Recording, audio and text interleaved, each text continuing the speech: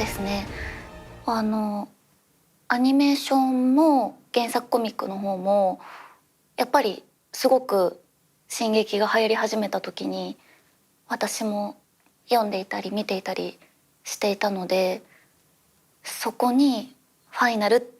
ていう文字が加わって自分も参加することになるっていうのがまだちょっと実感が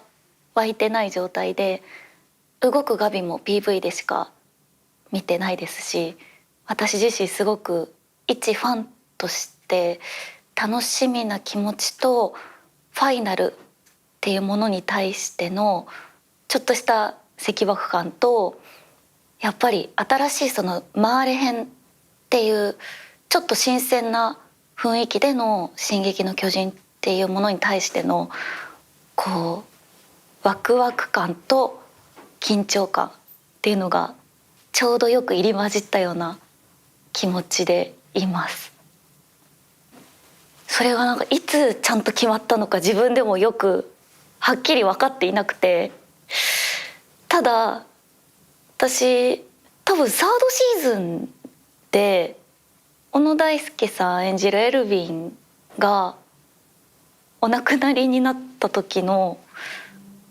エルヴィンを偲ぶ会みたいなご飯会に私なぜか参加してるんですよね。その時からなんとなく進撃ファミリーに入ってるような感じがしていて、あれでもなんか私出てないけど大丈夫なのかなって思っていたら、その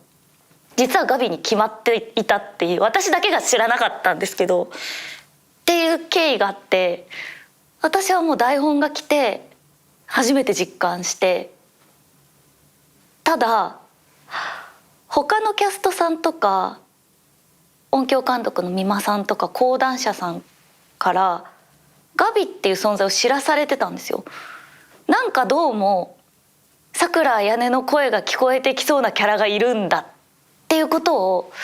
言われたことがあって、あ、そうなんですか、まあぜひ機会があったら参加したいですねなんてことを言っていたら、いつの間にか参加できることになっていて、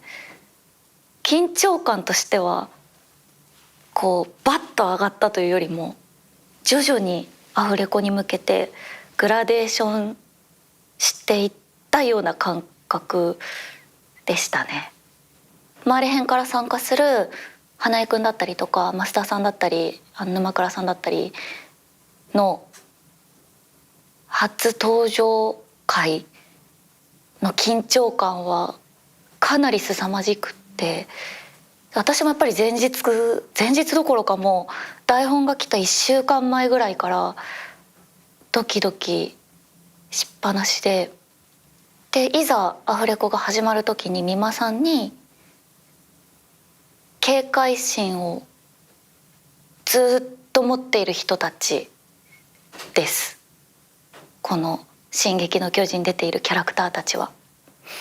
なのでずっと戦場にいて、ずっと基本的にはお腹に力が入っていると思ってください。あなたたちがアフレコ現場を後にする時は筋肉痛になっていてほしいですって言われて、なるほど、怒りも戦う意志も守りたいっていう心もガビとかファルコとかもう男女関係なくお腹から湧き上がってくるものなんだっていうことに、まずその初回のアフレコ時に全員が気づいてちゃんと行動に移さなければいけないっていう、とてもいい、他の作品にはなかなかない緊張感を持って臨んでましたね。やっぱり緊張感と警戒心の先輩はすごいなと。で面白かったのがライナーの細谷さんともご一緒できたんですけど、細谷さんはもうあの進撃の空気に戻ってくるのが怖いっておっしゃってて、エレンの梶さんはこの進撃の緊張感に戻れるのがすごく嬉しいって言っていて、ああ役者さんでも個性出るな、私は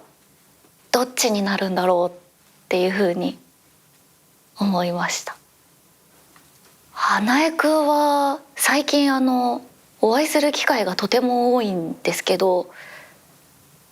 その中でもちょっと見たことないぐらい